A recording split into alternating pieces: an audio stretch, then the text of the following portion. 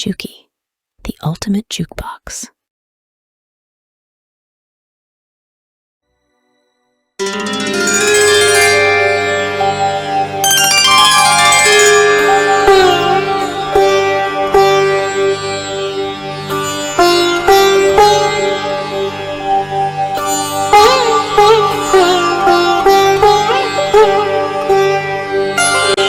अथ श्री हनुमत सहस्रनाम स्तोत्रम्।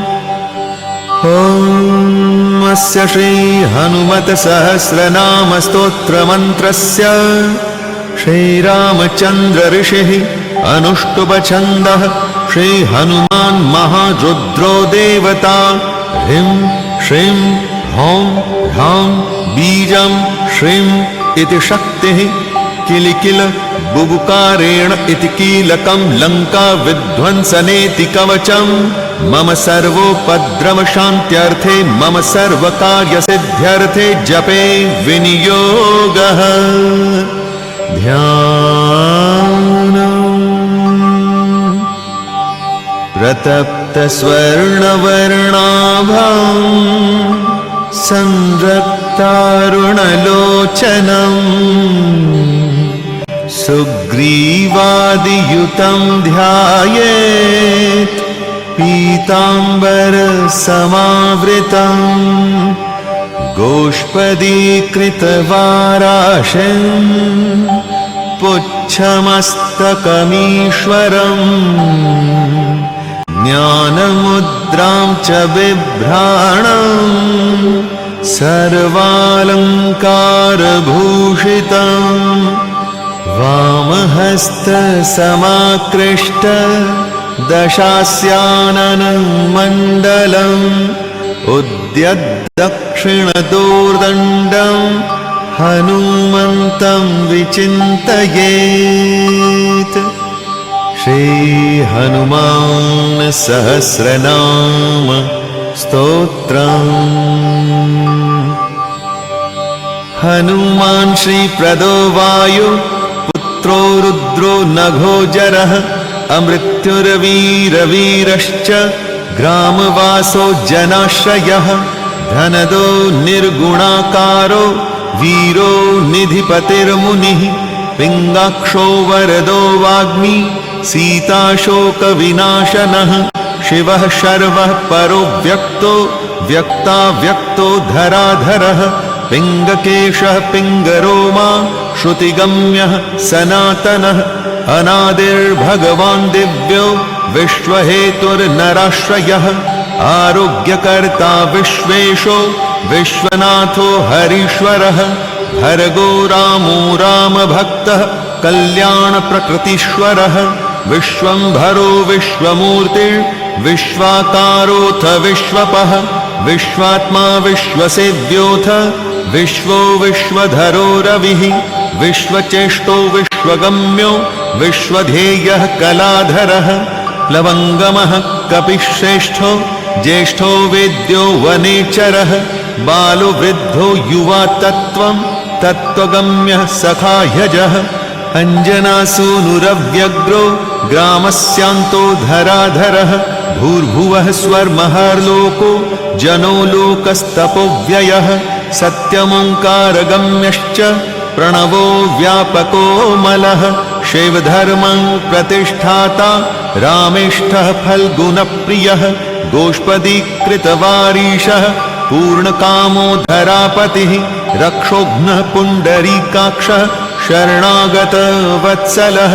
जानकी प्राणदाता च रक्षः प्राणापहारकः। पूर्णः सत्यः पीतवासा दिवाकर समप्रभः। द्रोणहर्ता शक्तिनेता शक्तिराक्षसमारकः। अक्षघ्नो रामदूतश्च शाकिनी जीविताहरः। बुभुकार हतारातिर्गर्वपर्वतमर्दनः। हेतुस्त्वहेतुः प्रांशुश्च विश्वकर्ता जगद्गुरुः। जगन्नाथो जगन्नेता जगदीशो जनेश्वरः। जगत्श्रितो हरिः श्रीशो गरुडस्मयभञ्जकः। पार्थध्वजो वायुपुत्रः सितपुच्छो मितप्रभः ब्रह्मपुच्छः परब्रह्म पुच्छो रामेष्टकारकः सुग्रीवादियुतो ज्ञानी वानरो वानरेश्वरः कल्पस्थायि चिरञ्जीवी प्रसन्नश्च सदाशिवः सन्मतिः सद्गतिर्भुक्ति मुक्तिदः कीर्तिदायकः कीर्तिः कीर्तिप्रदश्चैव समुद्रः श्रीप्रदः शिवः उदधिक्रमणो देवः संसारभयनाशनः वालिबन्धनकृद्विश्वजेता विश्वप्रतिष्ठितः लङ्कारिः कालपुरुषो लङ्केशग्रहभञ्जनः भूतावासो वासुदेवो वसुस्त्रीभुवनेश्वरः श्रीरामरूपः कृष्णस्तु लङ्काप्रासादभञ्जनः कृष्णः कृष्णस्तुतः शान्तः शान्तिदो विश्वभावनः विश्वभोक्ताथमारघ्नो ब्रह्मचारी जितेन्द्रियः ऊर्ध्वगो लाङ्गुलीमाली लाङ्गूलाहतराक्षसः समीरतनुजो वीरो वीरमारो जयप्रदः जगन्मङ्गलदः पुण्यः पुण्यश्रवणकीर्तनः पुण्यकीर्तिः पुण्यगीतिर्जगत्पावनपावनः देवेशोमितरो माथ रामभक्तविधायकः ध्याता ध्येयो जगत्साक्षी चेता चैतन्यविग्रहः ज्ञानदः प्राणदः प्राणो जगत्प्राणः समीरणः विभीषणप्रियः शूरः पिप्पलाश्रयसिद्धिदः सिद्धः सिद्धाश्रयः कालभक्षकपूजितः लङ्केशनिधनस्थायी लङ्कादाहक ईश्वरः चन्द्रसूर्याग्निनेत्रश्च कालाग्निः प्रलयान्तकः कपिलः कपिशः पुण्यर्अतिर्द्वादश राशिगः सर्वाश्रयो प्रमेयात्मा रेवत्यादिनिवारकः लक्ष्मणप्राणदाता च सीताजीवनहेतुकः रामध्याय ऋषिकेशो विष्णुभक्तो जटीबली देवारिदर्पः होता धाता कर्ता जगत्प्रभुः नगरग्रामपालश्च शुद्धो बुद्धो निरन्तरः निरञ्जनो निर्विकल्पो गुणातीतो भयङ्करः हनुमांश्च दुराराध्यस्तपः साध्यो महेश्वरः जानकी घनशोकोत्तापहर्ता पराशरः वाङ्मयः सत्सद्रूपः कारणं प्रकृतेः परः भाग्यदो निर्मलो नेता पुच्छलङ्काविदाहकः पुच्छबद्धो यातु धानरिपुप्रियः छायापहारिभूतेषो लोकेशः सद्गतिप्रदः प्लवङ्गमेश्वरः क्रोधः क्रोधसंरक्तलोचनः क्रोधहर्ता तापहर्ता भक्ताभयवरप्रदः भक्तानुकम्पी विश्वेशः पुरुहूतः पुरन्दरः अग्निर्विभावसुरभास्वान् यमौ निरुतिरेव च वर्णो वायुगतिमान् वायुः कुबेर ईश्वरः रविश्चन्द्रः कुजः सौम्यो गुरुः काव्यः शनैश्चरः राहुः केतुर्मरुद्दाता धाता हर्ता समीरजः मशकीकृतदेवारिर्दैत्यारिर्मधुसूदनः कामः कपिः कामपालः कपिलो विश्वजीवनः भागीरथी पदाम्भोजः सेतुबन्ध विशारदः स्वाहा स्वधा हविः कव्यं हव्यवाहः प्रकाशकः स्वप्रकाशो महावीरो मधुरो मितविक्रमः उड्डीनोड्डीनगतिमान् सद्गतिः पुरुषोत्तमः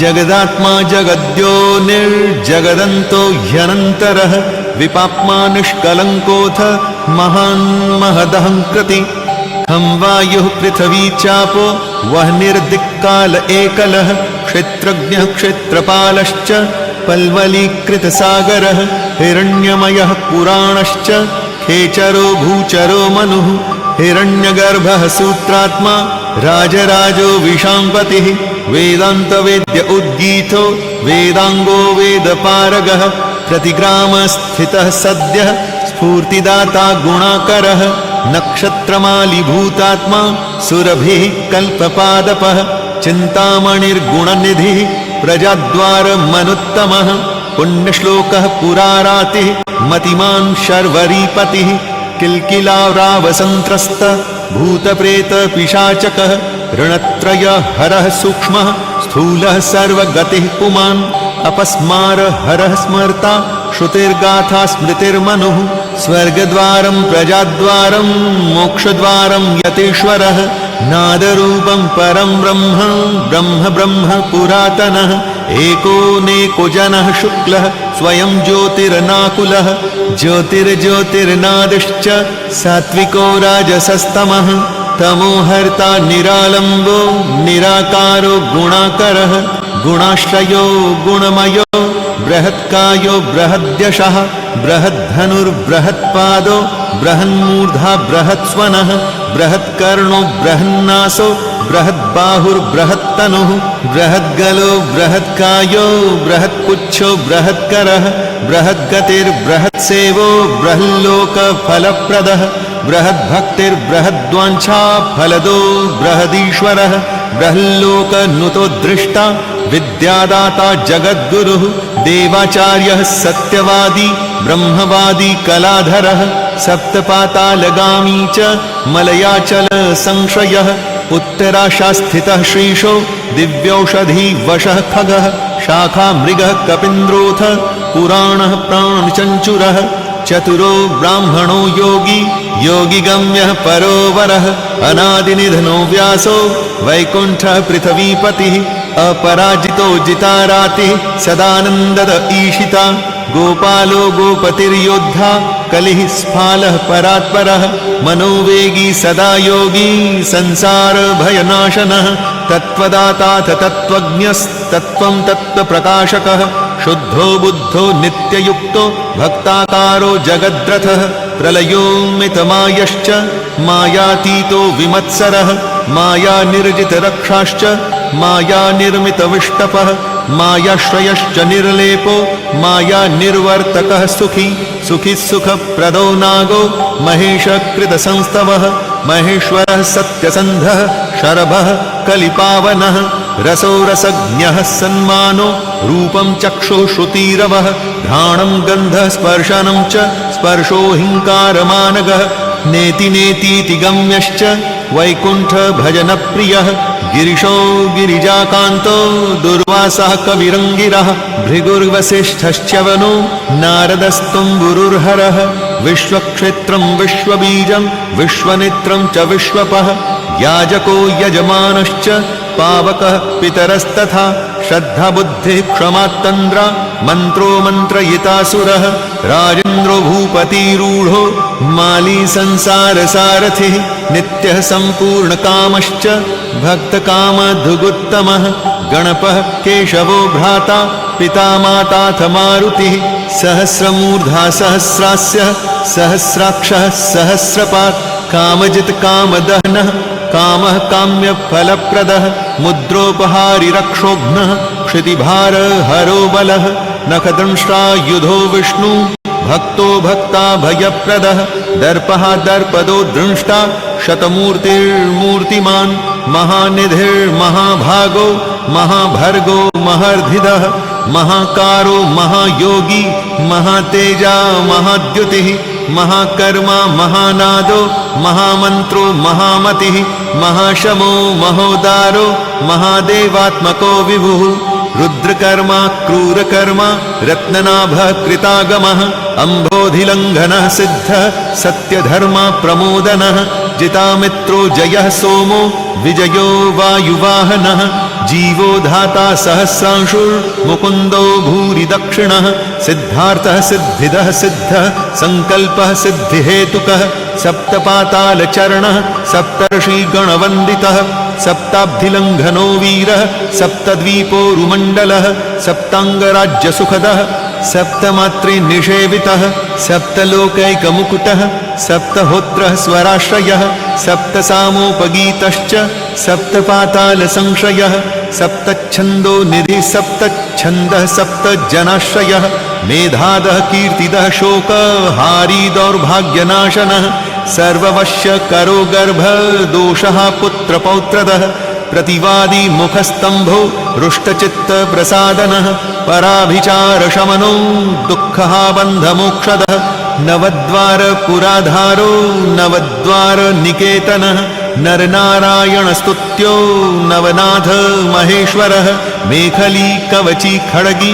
भ्राजष्णुर्जिष्णुसारथिः बहुयोजन विस्तीर्ण पुच्छः पुच्छ हतासुरः दुष्टहन्ता नियमिता पिशाचग्रह शातनः बालग्रह विनाशी च धर्मनेता कृपाकरः उग्रकृत्यश्चोग्रवेग उग्रनेतः शतक्रतुः शतमन्युस्तुतः स्तुत्यः स्तुतिः स्तोता महाबलः समग्र गुणशाली च व्यग्रो रक्षो विनाशनः रक्षोऽग्निदावो ब्रह्मेशः श्रीधरो भक्तवत्सलः मेघनादो मेघरूपो मेघवृष्टिनिवारणः मेघजीवनहेतुश्च मेघश्यामः परात्मकः समीरतनयोधाता तत्त्वविद्याविशारदः अमोघो मोघवृष्टिश्च अभीष्टदोनिष्टनाशनः अर्थोऽनर्थापहारी च समर्थो रामसेवकः अर्थी धन्यो सुराराति पुण्डरीकाक्ष आत्मभूः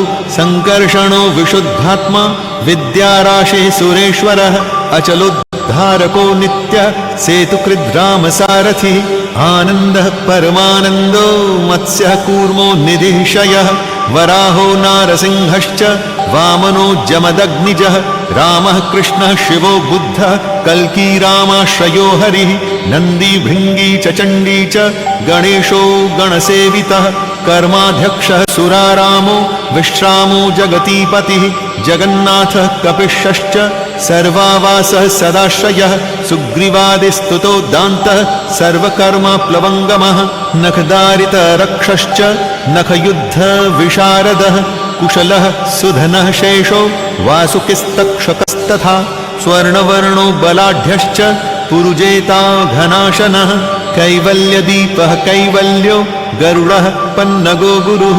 क्लीक्लीरावहताराति गर्वः पर्वतभेदनः वज्राङ्गो वज्रवक्त्रश्च भक्तवज्रनिवारकः नखायुधो मणिग्रीवो ज्वालामाली च भास्करः प्रौढप्रतापस्तपनो भक्ततापनिवारकः शरणं जीवनं भोक्ता नानाचेष्टोतचञ्चलः स्वस्थस्त्वस्वास्थ्यः दुःख शातनः पवनात्मजः पवनः पावनः कान्तो भक्ताङ्गः सहनो बलः मेघनाद रिपुर्मेघ नादसंहृतराक्षसः क्षरोक्षरो विनीतात्मा वानरेशः सताङ्गतिः श्रीकण्ठः शितिकण्ठश्च सहायः सहनायकः अस्थूलस्त्वन् अणुर्भर्गो देवसंसृतिनाशनः अध्यात्मविद्यासारश्चाप्यध्यात्मकुशलः सुधीः अकल्मषः सत्यहेतुः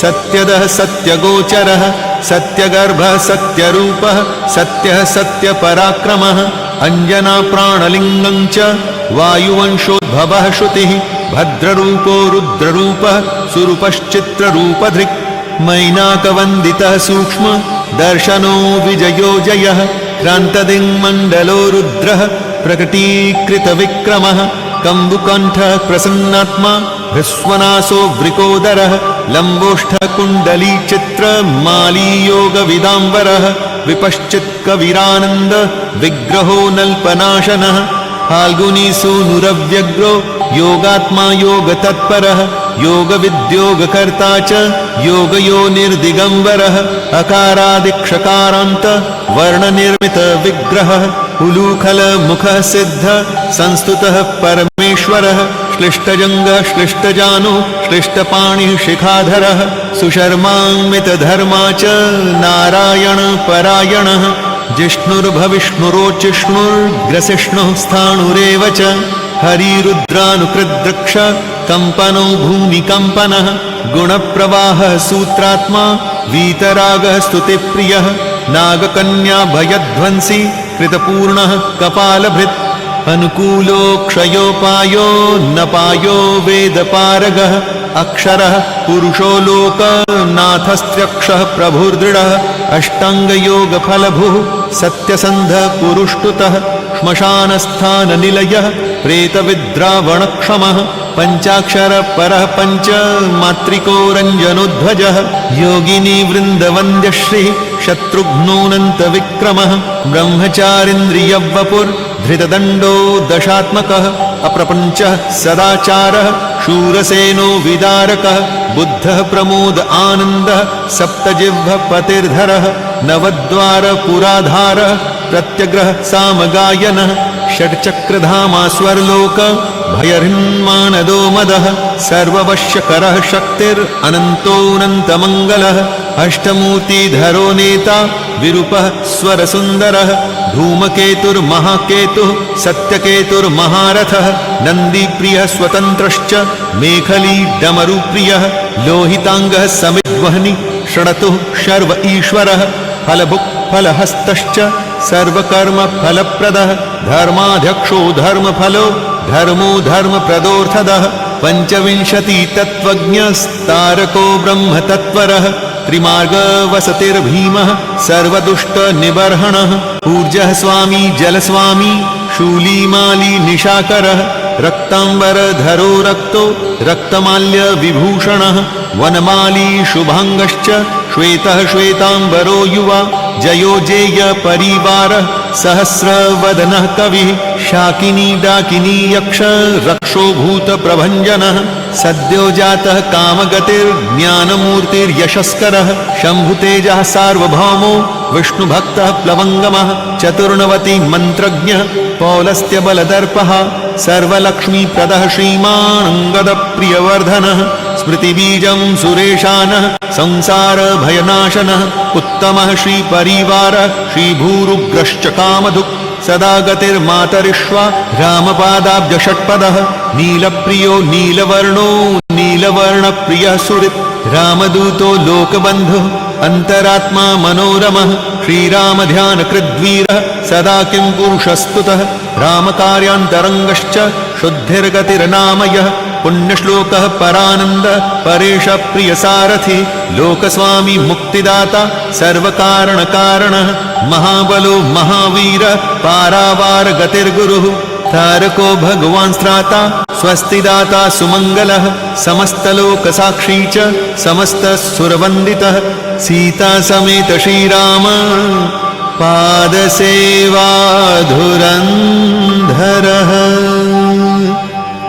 फलश्रुते इदं नाम सहस्रं तु योधीते प्रत्यहं नरः दुःखौघो नश्यते क्षिप्रं सम्पत्तिर्वर्धते चिरं वश्यं चतुर्विधं तस्य भवत्येव न संशयः राजानुराजपुत्राश्च राजकीयाश्च मन्त्रिणः त्रिकालं पठनादस्य दृश्यन्ते च त्रिपक्षतः अश्वत्थमूले जपतां नास्ति वैरीकृतं भयं त्रिकालपठनादस्य सिद्धिः स्यात्करसंस्थिता ब्राह्मे मुहूर्ते चोत्थाय प्रत्यहं यः पठन्नरः एहि कामुष्मिकांसोऽपि लभते नात्र संशयः संग्रामे सन्निविष्टानां वैरिविद्रावणं भवेत् ज्वरापस्मारशमनं गुल्मादिव्याधिवारणं साम्राज्यसुखसम्पत्तिदायकं जपतां नृणां य इदं पठते नित्यं पाठयेद्वा समाहितः सर्वान् कामान् वाप्नोति वायुपुत्रप्रसादतः श्री हनुमान् सहस्रनाम स्तोत्रं सम्पूर्णम्।